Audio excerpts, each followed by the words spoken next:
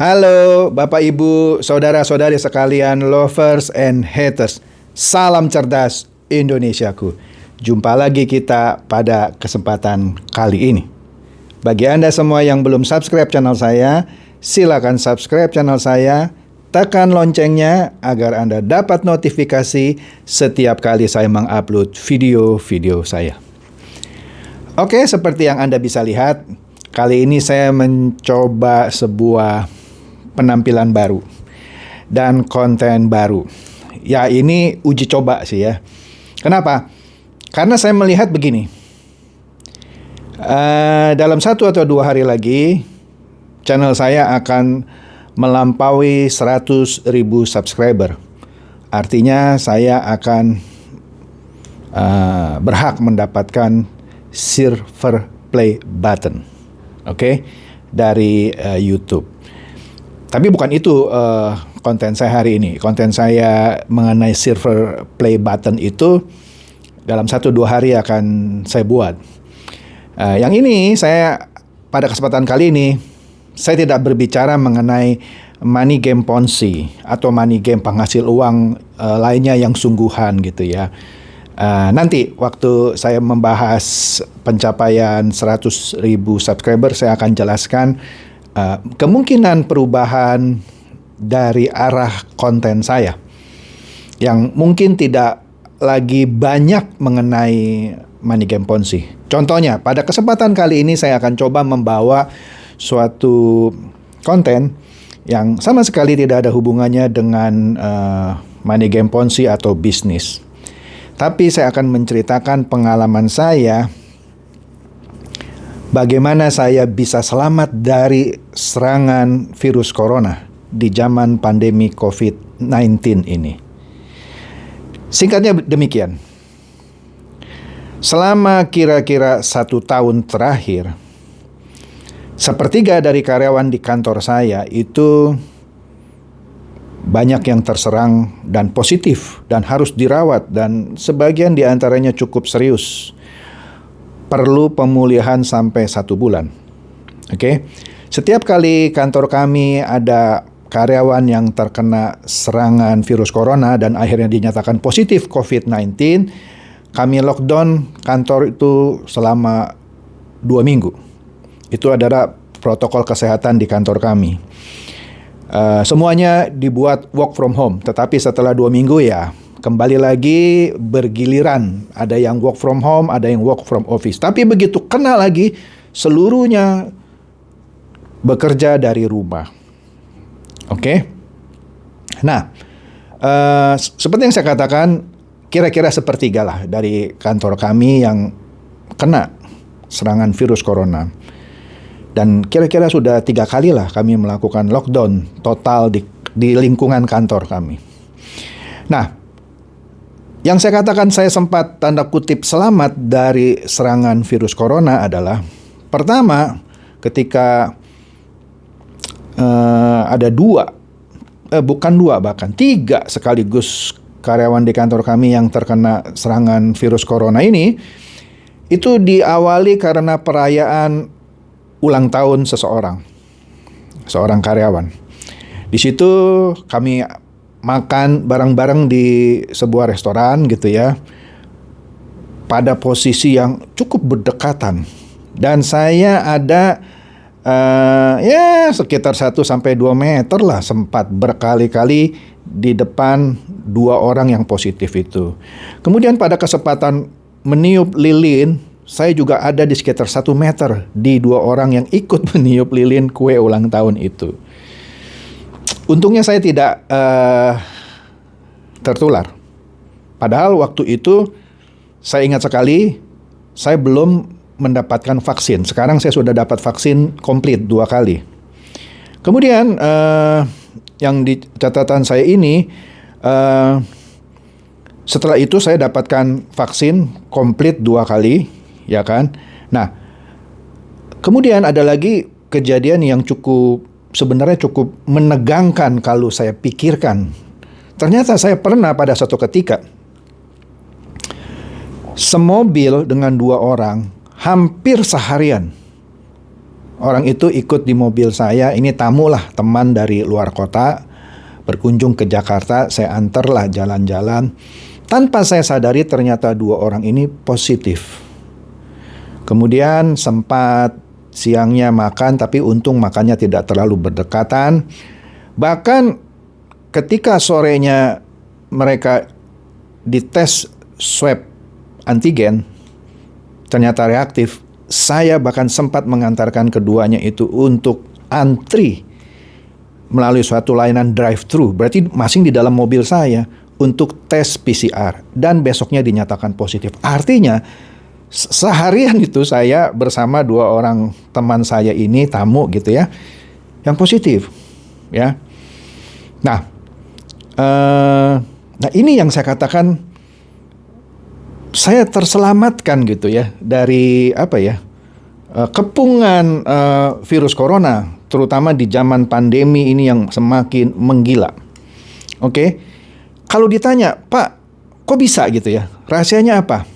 Saya agak sulit menjawabnya. Tapi kalau boleh izinkan saya memberikan suatu teori. Pertama, saya percaya ini adalah perlindungan dari Tuhan saya. Maksud Bapak, orang yang kena serangan virus corona itu tidak dilindungi Tuhan. Begini, perlindungan Tuhan tidak boleh kita artikan secara mistik. Maksudnya begini, mentang-mentang kita beragama, kita rajin berdoa, kita rajin beribadah, pasti kita dilindungi oleh Tuhan dan tidak akan terkena virus corona. Nah, itu tidak benar juga. Karena banyak pemuka-pemuka agama yang juga kena serangan virus corona. Apakah mereka tidak dilindungi Tuhan? Dilindungi. Cuman kenapa mereka bisa kena? Nanti saya akan bicara. Nah, kedua, penyakit COVID-19 ini bukan sesuatu aib. Ini adalah suatu serangan virus yang bisa kena kepada siapa saja. Meskipun tadi saya katakan saya percaya bahwa saya dilindungi Tuhan, tapi nanti saya terangkan lagi detailnya apa yang saya maksud dilindungi oleh Tuhan. Jadi kalau misalkan sewaktu-waktu pun saya kena gitu ya, itu bukan suatu aib buat saya. Bukan suatu aib buat saya. Karena seperti halnya kalau orang kena demam berdarah misalnya. Saya pernah kena, tapi sudah berpuluh-puluh tahun lalu. Pernah kena serangan demam berdarah 2 kali. Apakah karena saya kena serangan demam berdarah artinya saya tidak dilindungi Tuhan sehingga saya digigit nyamuk misalnya? Kan nggak demikian gitu ya. Nah, saya juga pernah kena penyakit yang lain gitu ya, yang sempat harus dirawat di rumah sakit. Apakah itu karena saya tidak dilindungi Tuhan? Bukan itu. Nanti sebentar saya akan masuk sana ya. Nah, di sini saya percaya bahwa perlindungan Tuhan itu akan diberikan kepada kita kalau kita juga melindungi diri sendiri. Kalau kita melindungi diri sendiri. Saya ambil contoh yang paling sederhana, penyakit demam berdarah. Tuhan tidak akan melindungi kita kalau kita tidak melindungi diri kita sendiri. Dalam arti kata, kita tidak menjaga kebersihan sekitar rumah kita. Ya, kita membiarkan ada genangan air sehingga disitulah jentik-jentik nyamuk, ya, Aedes aegypti, ya, berkembang sehingga siang-siang dia mampir ke rumah kita, dia gigit kita. Tapi ada kemungkinan juga kita sudah jaga kebersihan gitu ya, nyamuknya itu datang dari rumah tetangga. Nah, itu bukan berarti kita tidak dilindungi oleh Tuhan. Kita sudah berusaha semaksimum, tetapi ada XYZ yang kita tidak tahu terjadi, ya sudah terjadilah gitu. Ya kalau kita kena penyakit ya sudah kita berobat gitu ya. Jadi jangan terlalu mistik juga gitu ya. Mendengar kata-kata saya dilindungi oleh Tuhan berarti Pak Chandra ini orang yang dijagai Tuhan sehingga tidak kena. Bukan itu maksudnya. Tuhan melindungi umatnya yang kalau umatnya itu juga melindungi dirinya. Tadi ambil contoh demam berdarah, ya. Tetapi bisa juga kita sudah melakukan proteksi, menjaga kebersihan, tapi tetap kena karena nyamuknya mampir dari tetangga. Oke?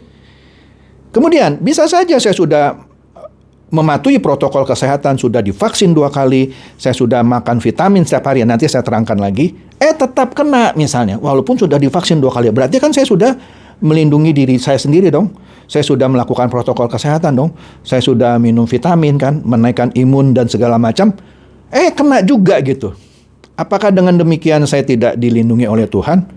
Tidak demikian, karena ada faktor tertentu yang kita tidak bisa tahu. Sambil contoh lah. secanggih-canggihnya kita memproteksi diri kita, sudah divaksin 2 kali, minum vitamin, menaikkan imunitas tubuh, sering olahraga, sering jemuran gitu ya, mendapatkan vitamin D yang lebih lagi, kena juga gitu. Kenapa? Karena ada faktor XYZ yang di luar kendali kita. Nah, di sini ya sudah, yang penting kita sudah berusaha maksimal. Faktor XYZ itu apa misalnya? Misal, kita belanja nih di supermarket, ya, ambil suatu barang, mau itu pasta gigi, snack ya, yang dalam bungkusan, ternyata di bungkusan itu, di sekitar situ pernah ada dilewati orang yang positif COVID-19 dan dia bersin. Dan virusnya masih nempel di bungkusan makanan itu. Kemudian sebelum masuk supermarket itu kita sudah cuci tangan. Tapi ketika kita ambil makanan itu, kita taruh di keranjang, tiba-tiba mata kita gatal atau hidung kita gatal, tanpa sadar tangan kita mengusap lubang hidung kita atau bola mata kita, masuklah virus itu. Nah, itu adalah sesuatu yang di luar dugaan gitu. Di luar dugaan. Kan nggak mungkin setiap detik kita cuci tangan terus kan. Nah, kembali lagi. Kira-kira apa yang harus Anda lakukan untuk melindungi diri Anda? Atau dengan kata lain, kalau kita orang beragama, bagian apa yang harus dilakukan kita sebagai manusia selain perlindungan Tuhan? Yaitu menjaga diri. Misalnya apa? Kalau pemerintah sudah menyarankan untuk ambil itu vaksinasi, lakukan. Tapi saya suka bingung juga, ada orang-orang beragama yang tidak percaya dengan vaksin. Itu hebat banget itu orang itu, ya. Dia bilang saya nggak mungkin kena COVID-19 gitu ya, karena saya ini orang beragama, gini segala macam gitu ya. Saya rajin ke rumah ibadah gitu ya. Ya silakan saja ya. Nah kan, itu yang terjadi seperti misalnya, mohon maaf, di India ya. Ketika perayaan keagamaan mereka rame-rame mandi di Sungai Gangga, ngumpulnya itu tanpa mematuhi protokol kesehatan. Ya sudah, akhirnya meledak pandemi di sana, tambah buruk waktu itu. Nah, satu tadi saya katakan, kalau ada kesempatan Anda divaksinasi, segera ambil. Kemudian setiap hari Anda harus menjaga kesehatan Anda. Apa? Yang saya lakukan setiap hari adalah, selain saya sudah divaksin, vaksin itu tidak menjamin Anda 100% akan terhindar dari serangan virus corona. Kan sudah sering kita dengar, ada orang sudah divaksin tetap kena, bahkan dia bisa saja meninggal karena ya dia ada penyakit bawaan seperti darah tinggi, kolesterol, diabetes, dan lain-lain. Oke? Tapi kalau Anda dalam keadaan normal saja, Anda sudah divaksin 2 kali, setidak-tidaknya kalaupun Anda kena serangannya itu tidak fatal. Oke? Kemudian selain saya sudah divaksin 2 kali, saya boleh dikata hampir-hampir tidak pernah bolong dalam waktu 1 tahun lebih itu, setiap hari minum vitamin. Apa saja yang saya minum? Vitamin C 1000 mg, vitamin E, vitamin D saya minum antara 5.000 sampai 10.000 IU, ya, dosis tinggi. Kemudian saya rajin mengkonsumsi VCO setiap pagi dalam keadaan perut kosong. Kemudian ya selang-seling saya tambahkan juga dengan Korean Red Ginseng, ginseng merah dari Korea. Itu meningkatkan imunitas tubuh saya sehingga tidak mudah terkena serangan virus corona. Nah, sekarang pertanyaannya adalah, Pak, bukannya kita di agama manapun ya, bukan kita sudah diajarkan bahwa Tuhan akan selalu melindungi umatnya gitu ya. Iya, seperti yang saya sudah katakan, betul Tuhan akan melindungi umatnya. Tuhan akan melakukan bagiannya, tetapi manusia juga tetap harus melakukan bagiannya. Tuhan tidak akan melindungi manusia yang tidak mau melindungi dirinya sendiri. Oke? Nah, suatu ketika di Twitter itu ribut.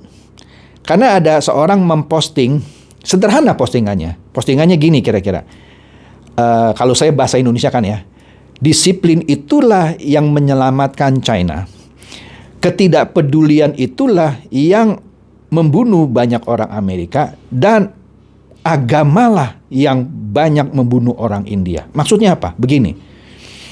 Di China kita tahu corona ini pertama kali meledak di Wuhan, dan China dengan disiplinnya melakukan serangkaian proses dari mulai lockdown, vaksinasi, dan seterusnya dengan disiplin. Orang yang tidak disiplin mungkin bisa langsung ditangkap, dipenjara, cukup keras. Pertama kali saya melihat China melakukan itu, saya menganggap, wah, ini tidak berperi kemanusiaan. Tapi setelah saya mengerti, oh, hanya itulah cara untuk supaya virus itu tidak menyebar. Oke, maka dalam waktu tidak terlalu lama rumah sakit daruratnya pun dibongkar gitu. Sekarang mereka sudah boleh dibilang terbebas, walaupun adalah temuan 1-2 orang yang tetap kena setiap harinya, tapi kecil sekali. Oke, itulah disiplin yang menyelamatkan China. Kemudian kita lihat Amerika pada zaman Presiden Donald Trump. Wah, ignorance, ketidakpedulian itu terjadi karena presidennya sendiri nggak percaya itu yang namanya ada virus corona gitu kan. Akhirnya dia juga kena. Dan banyak, bahkan Amerika pernah menduduki posisi nomor 1 ya, yang tingkat hariannya tertinggi. Ya, kematian juga tertinggi. Nah, itulah yang membunuh rakyat Amerika, ketidakpedulian. Kemudian agama yang terjadi di India baru-baru ini, walaupun sekarang sudah mereda. Mereka menganggap karena mereka melakukan suatu ritual agama di Sungai Gangga, Tuhannya akan melindungi mereka karena mereka melakukan ritual agama. Ya salah, banyak yang mati kena virus corona. Sama aja sekarang pemerintah sudah bilang rumah ibadah hanya boleh misalnya 25-50%. Ada orang yang tetap memenuhi itu ruang ibadah tanpa jaga jarak, ya kena. Mau Anda bilang, lah kan saya kan mau beribadah, masa kalau saya beribadah bisa kena virus? Ya kena lah, gitu, ya kan? Nah, itu artinya Anda tidak melindungi diri Anda sendiri. Anda sudah tahu kalau dekat-dekat sama orang yang positif, ya berbicara gitu, udah selesai, ya kena Anda. Oke, oleh karena itulah tadi dikatakan disiplinlah yang menyelamatkan China, ketidakpedulianlah yang membunuh banyak orang Amerika, begitu juga agama. Kemudian ada yang bertanya, bagaimana kalau sebuah negara itu tidak disiplin, tidak peduli, tetapi dia beragama? Sekali lagi ya, bagaimana kalau ada sebuah negara yang dia tidak disiplin, rakyatnya maksudnya mayoritasnya tidak disiplin, tidak peduli mau ada corona atau nggak ada corona, tetapi dia beragama. Bagaimana tuh? Kemudian ada yang nyeletuk, nah itulah Indonesia kita. Miris memang mendengarkan percakapan di Twitter ini, tetapi itulah yang terjadi di negara kita ini. Banyak di antara kita yang tidak disiplin. Sudah dibilang suruh pakai masker, masih lepas masker. Ya, tidak peduli, ya kan? Ya, dia nggak peduli mau dia positif orang kena apa, dia nggak peduli gitu ya, seperti yang di Amerika ketika zaman Donald Trump. Kemudian dia merasa dia orang yang beragama, ya kebal gitu, karena saya beragama, rajin baca kitab suci, rajin berdoa, tidak mungkin kena. Nah, ini yang orang-orang yang bodoh. Makanya itulah banyak yang terjadi di negara kita, menyedihkan. Oke, nah terakhir saya akan memberikan tips bagaimana kalau, karena terakhir ini saya tanda kutip menjadi anggota Satgas dadakan. Karena banyak dari antara teman-teman saya, bahkan jemaat gitu ya, yang terkena serangan COVID-19 ini. Ya kan?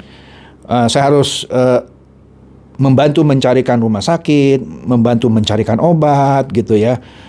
Wah, segala macam dah. Ya.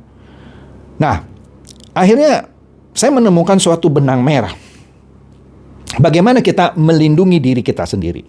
Begini, tadi saya katakan, saya sudah ceritakan apa yang saya sudah lakukan setiap hari, yaitu minum vitamin C 1000 mg, vitamin D antara 5.000 sampai 10.000 IU gitulah ya sebutannya, vitamin E, kemudian juga zinc, ada juga VCO, kemudian saya tambah juga dengan Korean red ginseng. Itu yang saya lakukan setiap hari untuk tetap menjaga imun dari tubuh kita, tubuh saya terutama. Kemudian saya sudah divaksin, berarti antibodi saya setidaknya sudah terbentuk, walaupun saya malas untuk ngecek antibodi saya di level berapa. Tapi saya percaya saya sudah punya antibodi, walaupun nilainya berapa saya tidak tahu. Kemudian saya ini orang yang rajin berpuasa.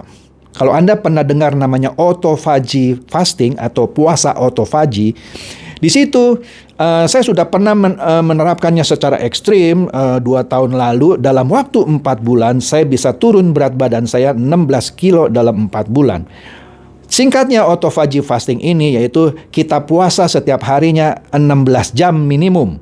Tidak makan, tapi boleh minum. Di situ tubuh kita akan memakan lemak-lemak yang tertimbun di dalam tubuh kita, sehingga saya sempat turun 16 kilo mempraktekkan autophagy fasting ini. Nah, autophagy fasting ini Anda bisa cek di Google. Itu juga bisa meningkatkan imunitas Anda. Oke? Nah, jadi itulah yang meskipun saya sudah mencapai yang target yang saya kehendaki, yaitu turun berat badan 16 kilo. Nah, saya tetap masih rajin, tapi nggak setiap hari. Seminggu minimum 1 atau 2 kali saya melakukan autophagy fasting. Itulah yang membuat imun saya tetap terjaga. Oke? Kemudian saya sudah terbiasa hampir 1 tahun tidur minimum 7 jam. Dulu waktu zaman sebelum pandemi, tidur saya ancur-ancuran. Dalam arti kata paling tidur 4 jam atau 5 jam. Nah, itu yang akan menurunkan imun kita di zaman pandemi itu. Oke? Nah, oleh karena itu dengan kualitas tidur yang saya sudah cukup baik, minum vitaminnya juga setiap hari gitu ya, masih kadang-kadang melakukan autophagy fasting, itu yang membuat imun saya tetap terjaga tinggi. Ditambah dengan antibodi yang saya dapat dengan vaksinasi. Ya kan? Apakah dengan demikian saya akan terbebas dari serangan virus corona? Mungkin tidak, karena ada faktor XYZ yang sudah saya sebutkan yang bisa terjadi. Tapi saya yakin kalau saya kena, saya tidak akan terlalu parah. Oke? Nah, kemudian yang terakhir, bagaimana Pak tipsnya kalau yang sudah Bapak lakukan ketika menolong beberapa teman yang ini? Tips saya adalah ketika Anda kena dan Anda dinyatakan positif, 1, jangan panik. Jangan panik. Anggap saja ini penyakit biasa gitu, yang setiap orang bisa punya kemungkinan kena, meskipun dia sudah divaksin. Jangan panik. Kedua, jangan lupa bahagia. Kenapa? Kalau Anda panik, stres gitu ya, itu tambah menurunkan imunitas Anda. Tapi kalau Anda tetap bahagia walaupun kena penyakit itu, Anda pikirkanlah apa saja yang membuat Anda bahagia. Misalnya, nanti nih kalau pandemi sudah selesai, saya mau jalan-jalan ke Bali misalnya dengan anak saya, istri saya. Anda bayangkan saja sesuatu yang membuat Anda bahagia, itu akan meningkatkan imun Anda. Anda silakan bacalah, Anda bisa search di Google bahwa itu membantu. Kemudian, yang paling penting adalah mengenali bagaimana virus itu menyerang tubuh Anda. Anda juga boleh search di Google. Nah, saya orangnya paling suka search segala sesuatu di Google, karena Google itu adalah sekarang ilmu pengetahuan, baik yang benar maupun yang hoax gitu ya.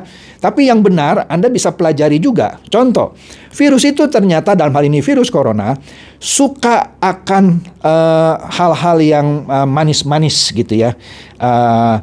Contohnya ginilah biar gampang. Kalau Anda dalam keadaan positif COVID-19, Anda makan makanan yang manis atau minum minuman yang manis, akan memperburuk kesehatan Anda. Karena disitulah virus itu akan lebih cepat berkembang biak. Maka dari itu, hindari makanan-makanan yang manis atau buah-buahan yang manis. Walaupun buah-buahan itu sehat, tapi dalam keadaan sakit, hindari yang manis. Kedua, hindari karbohidrat. Apa? Nasi. Nasi itu karbohidrat. Roti, karbohidrat, bakmi, karbohidrat, itu makanan virus yang paling disukai. Dia akan berkembang biak dengan cepat kalau Anda makan makanan itu. Jadi makanan apa yang harus Anda makan? Telur. Pokoknya segala sesuatu yang mengandung protein tinggi, telur. Ikan, ya kan? Daging, ya kan? Hindari itu tadi tepung-tepung ya, karbohidrat. Karena dengan demikian virus itu tidak mendapatkan makanan yang dia kehendaki. Dia akan cepat dilemahkan. Nah, makanan juga berpengaruh untuk recovery atau pemulihan seseorang yang terkena serangan virus corona. Oke? Jadi di sini kalau Anda terkena, jangan panik. Jangan lupa bahagia. Hindari karbohidrat, makanan yang manis-manis. Kemudian terapkan puasa. Puasa itu ada di segala agama. Ternyata puasa itu khasiatnya luar biasa. Kenapa? Ketika tubuh Anda berpuasa, imunitas Anda tinggi, ya kan? maka si virus ini juga akan dihambat pertumbuhannya karena imunitas Anda tinggi. Kalau Anda nggak kuat, Anda boleh berbuka, cuma jangan berbuka dengan karbohidrat atau dengan yang manis-manis, ya kan? Ya makanlah telur, ikan atau daging, sayuran, ya. Jangan sentuh karbo. Disitulah Anda akan terus menekan virus corona ini. Oke? Demikian saja tips singkat saya ini. Di konten saya yang kali ini berbeda dengan konten-konten saya sebelumnya. Semoga ini bisa menjadi tips yang mencerahkan Anda semua. Silakan share video saya ini kepada teman-teman, sahabat, atau handai tolan yang Anda pikir juga boleh tercerahkan oleh konten saya kali ini. Seperti biasa, terima kasih.